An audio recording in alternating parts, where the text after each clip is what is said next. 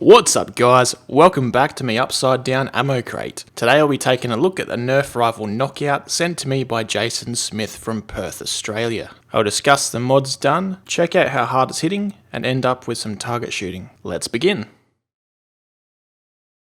So as I mentioned, this was shipped to me by Jayson Smith, and he did all the mods to it for me straight out of the package. I asked him whether he'd be open to do commissions, and he said yes, so I'll leave a link down below if you want to message him. Now, usually the Nerf rifle knockout fires rival balls, but because those suck, Jayson has modded it to shoot darts like these worker darts, which are way more accurate and go further. The knockout functions a little differently to other Nerf blasters. To operate it, you pull down the priming handle, but you also have to push it back up. To load a dart is pretty cool. The breech is spring-loaded and opens with a lever on the side of the shell. Jayson had to upgrade the spring that pushes the breech open, or it would get stuck half open sometimes. For the conversion from rival balls to Nerf darts, Jayson used a continuous piece of 17/32 inch brass epoxied into the plastic here. He cut out a half pipe for loading your darts, and then the 17/32 continues again as the barrel.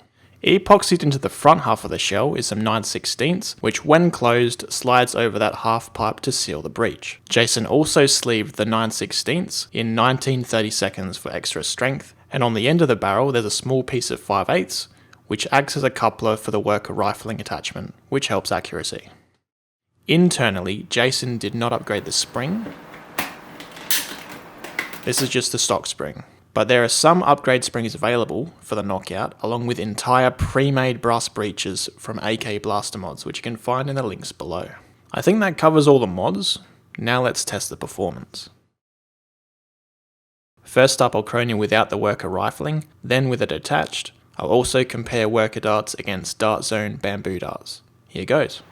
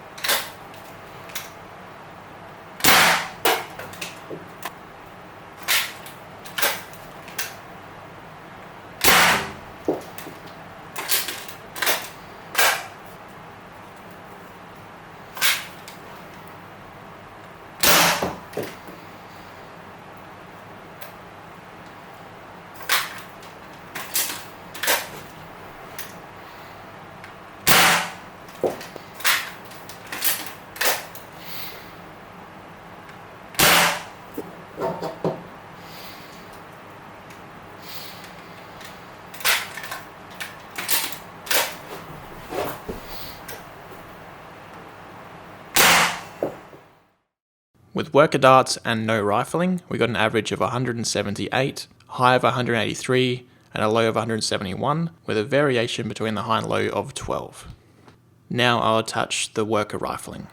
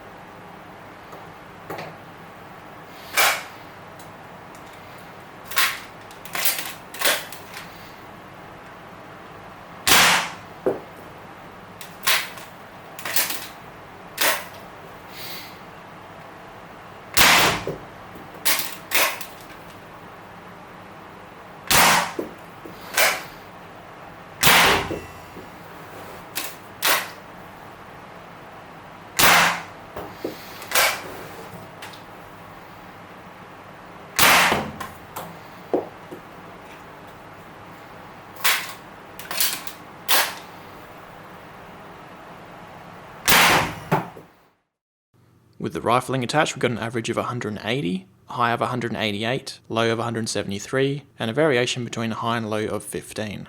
With the rifling attached, it's hitting very slightly higher, despite the added friction. What that tells me is if we weren't using the rifling, we could get more performance by having a longer barrel. Finally, I'm going to test Dart Zone bamboo darts, simply because they're new and I want some more data on them.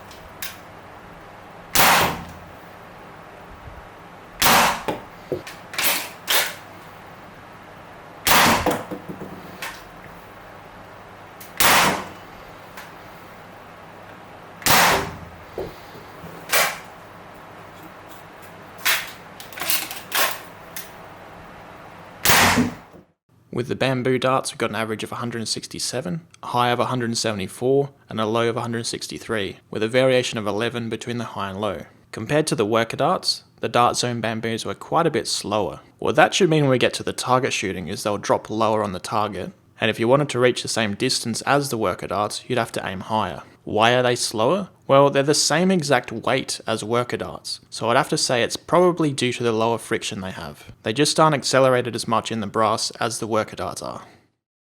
Before we head outside though, I want to show you a cosmetic mod I made for this myself. I don't really like having brass exposed on my blasters because it can be sharp, and if you run into someone or trip over, you could end up core sampling yourself or someone else. My solution was to make this suppressor to completely cover it. It's just made out of PVC pipe and wrapped with camo tape. Let me know what you guys think in the comments below. Now let's head outside.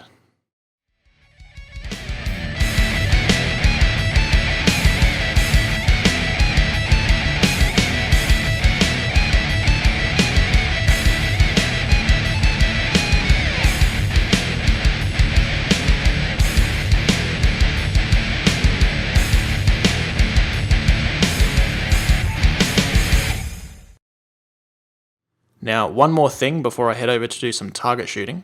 I have to mention this $20 eBay site. It sucks. I don't like it. It's really hard to pick up a site picture in, and even though it looks nice, I'm going to be swapping to my Holosun HS506 rifle sight, even though it looks ridiculous on here. I've also attached a mount for my Runcam to Scope Cam using a double-sided adhesive strip. Now let's test the accuracy. First up will be worker darts and ending with bamboo darts. Distance is 100 feet, and I'll plot all the hits at the end for a side-by-side comparison. I've already figured out how high I have to aim to hit the target, so we can jump straight into it.